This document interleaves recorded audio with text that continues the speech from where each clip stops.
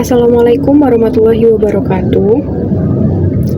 Perkenalkan, kami dari kelompok 3 akan membahas tentang bab 4, yaitu akhlak mulia manifestasi ihsan. Nah, dalam bab ini akan ada 3 poin yang kami bahas. Poin pertama yaitu kedudukan dan ruang lingkup akhlak. Untuk yang poin kedua yaitu proses pembentukan akhlak.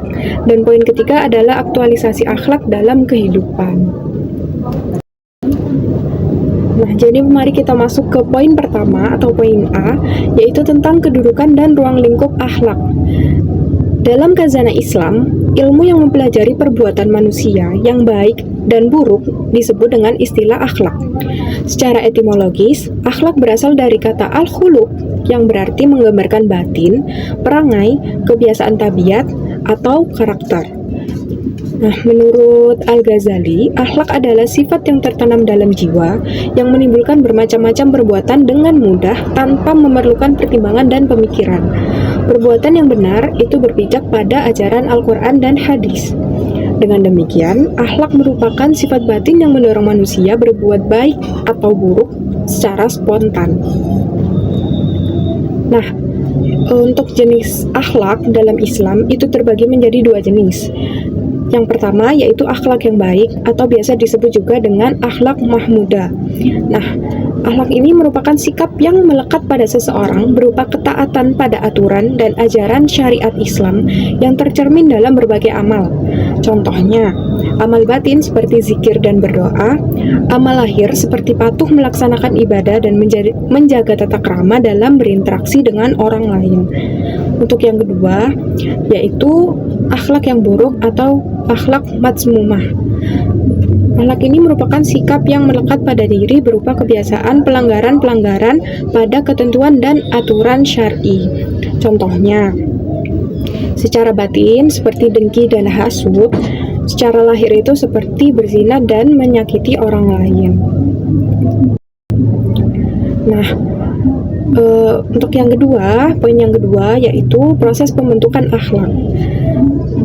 Proses pembentukan akhlak ini ada 3 tahap. Yang pertama yaitu tahap pembiasaan. Pembiasaan untuk membentuk akhlak yang baik itu dapat dilakukan dengan cara melatih jiwa kepada tingkah laku yang baik dan mengendalikan jiwa untuk menghindari tingkah laku yang tidak baik. Nah, untuk membentuk karakter dan nilai-nilai yang baik itu diperlukan pengembangan yang integral meliputi pengetahuan tentang perbuatan baik, kesadaran tentang hal-hal baik, dan juga tindakan yang baik. Nah, hal ini itu diperlukan untuk individu agar mampu memahami, merasakan, dan mengerjakan sekaligus mengamalkan nilai-nilai kebaikan. Gitu. Untuk tahapan yang kedua yaitu keteladanan. Nah, akhlak yang baik tidak dapat dibentuk hanya melalui instruksi serta anjuran, tetapi diperlukan juga langkah pemberian contoh teladan yang baik dan nyata dari diri dan lingkungan sekitar. Keteladanan ini dapat diambil dari meneladani perjalanan sikap hidup para nabi, sahabat, serta sejarah hidup orang-orang yang memiliki keutamaan akhlak. Sehingga hal ini tuh nanti memacu diri untuk berakhlak dengan akhlak yang baik. Jadi ketika kita melihat orang lain, jadi kita mengambil nilai-nilai kebaikannya, kemudian kita jadikan untuk teladan, seperti itu. Untuk yang ketiga yaitu refleksi diri. Strategi refleksi diri dapat dilakukan dengan cara senantiasa melakukan perenungan atas segala perbuatan baik maupun buruk yang telah diperbuat dalam setiap rentan waktu tertentu, baik menit, jam, ataupun selama kehidupan ini dalam hubungannya dengan Allah maupun dengan sesama. Perenungan ini, nah itu hendaknya ditindaklanjuti dengan kesadaran dan tekad untuk memperbaiki diri, karena tanpa kesadaran dan tekad itu akan sulit untuk membentuk akhlak yang baik yang bersifat konstan. Jadi refleksi diri ini bukan hanya sekedar merenungi apa yang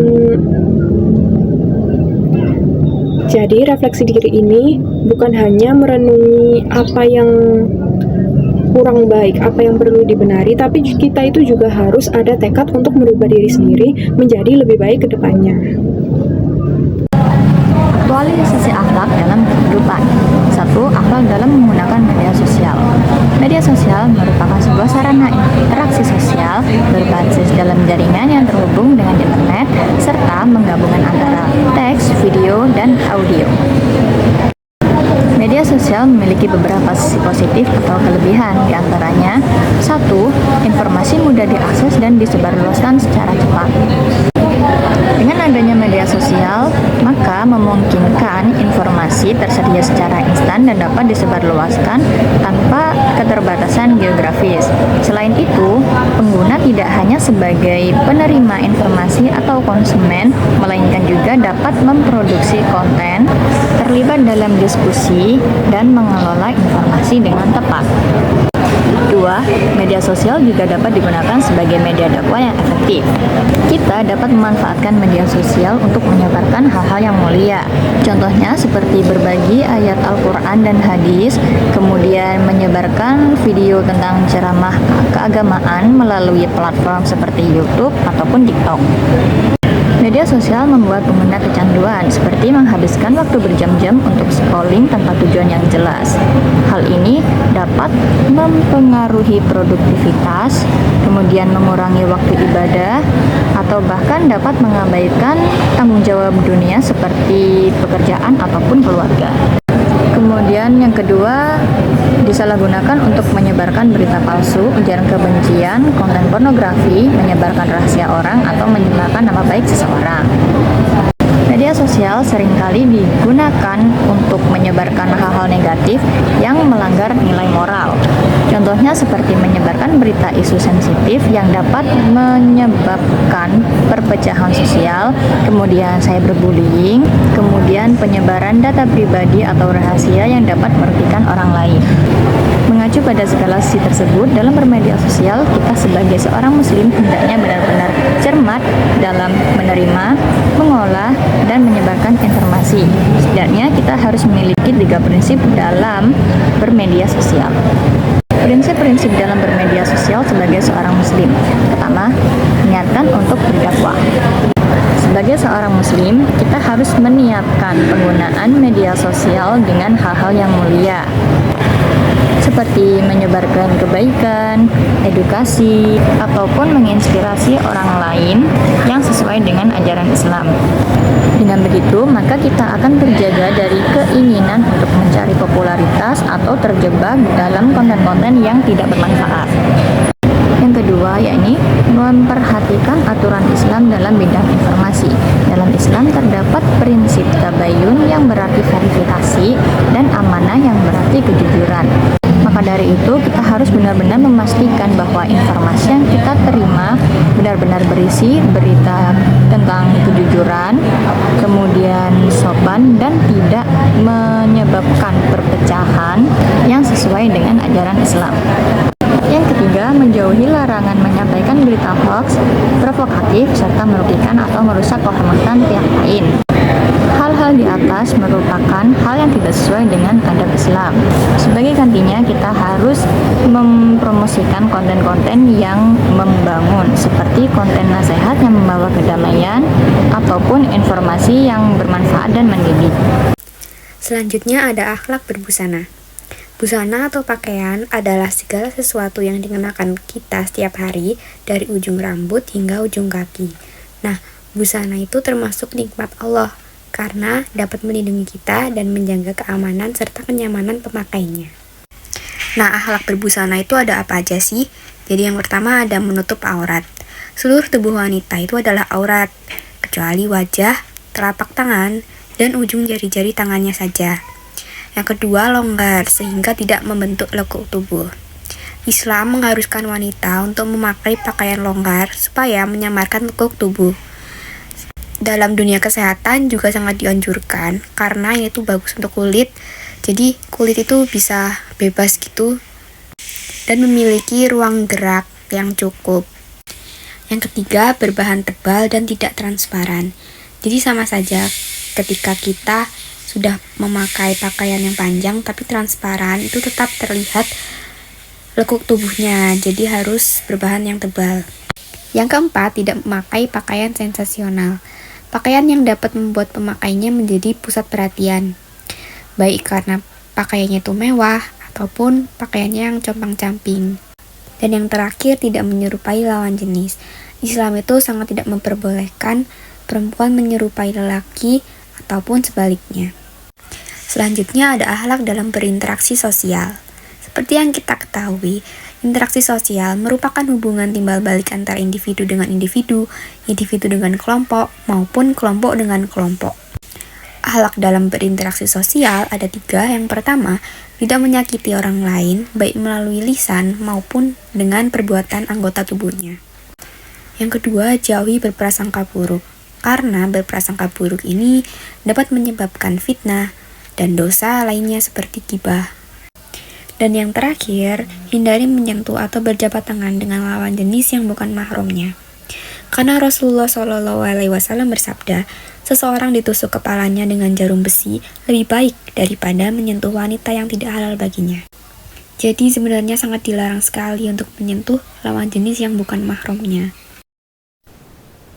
Jadi di sini saya akan menjelaskan tentang akhlak dalam dunia akademik.